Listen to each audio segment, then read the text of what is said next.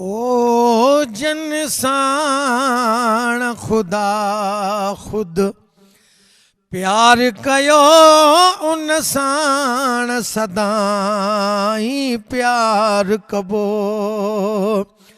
चुमे नाम मोहम्मद चपड़न ते, चुमे नाम मोहम्मद चपड़न ते पंजी अकीदत जो इज़हार कबो। जन साण खुदा खुद प्यार कयो उन साण सदाई प्यार कबो।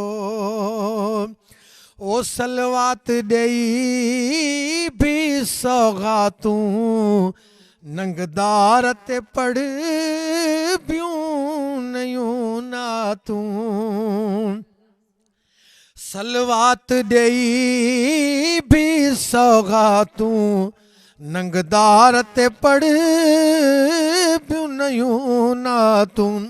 उन साईं जो तसनागर थी, उन साईं जो तसनागर थी पंजी अकीदत जो इज़हार कबो।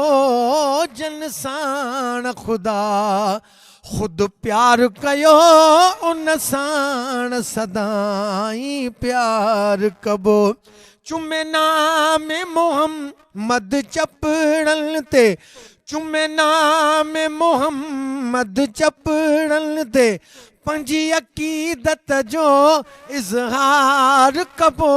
ओ जन साण खुदा खुद प्यार कयो उन साण सदाई प्यार कबो। इख़लाक़ में नाहे कमी काई, घर घोर कयां ऐं अबो आई। ओ इख़लाक़ में नाहे कमी काई, घर घोर कयां ऐं अबो आई। उन अरबीअ पाक जी इज़्ज़त मथां, उन मदनी पाक जी इज़्ज़त मथां सिर सदको ही सदबार कबो। ओ जन साण खुदा खुद प्यार कयो उन साण सदाई प्यार कबो।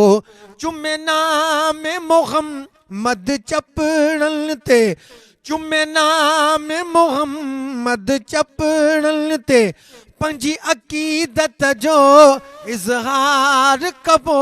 ओ जन साण खुदा खुद प्यार कयो उन साण सदाई प्यार कबो।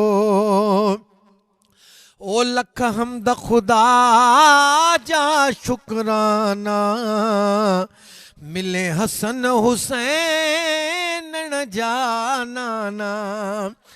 लख हमद खुदा जा शुकराना मिले हसन हुसैन न जाना।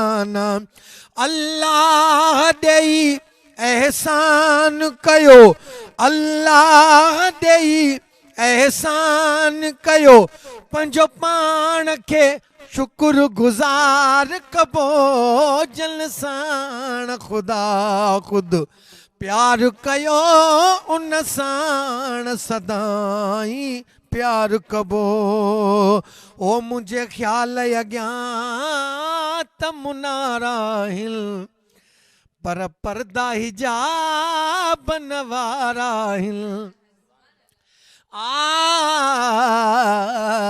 मुंहिंजे ख़्याल अॻियां त मिनाराहिल पर पर्दा हिजाब न वाराहिल। पिरी पाण कजां परदन खे परे, पिरी पाण कजां परदन खे परे। ओ मिठा मांझीअ मां दीदार कबो।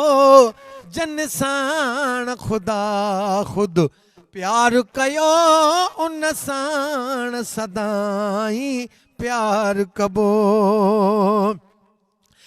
ओ इख़लाक़ अल्लाह नबीअ जो रायो थे दरिया खान जो सोज़ सवायो थे अल्लाह नबी जो रायो थे दरिया खान जो सोज़ सवायो थे उन साईं जे तसखा जो सदा उन साईं जी तसखा जो सदा पयो चर्चोई चौधार कबो ओ जन साण खुदा खुद प्यार कयो उन साण सदाई प्यार कबो। माशाल्लाह सुभान अल्लाह, ॾाढो माशाल्लाह। ॾाढो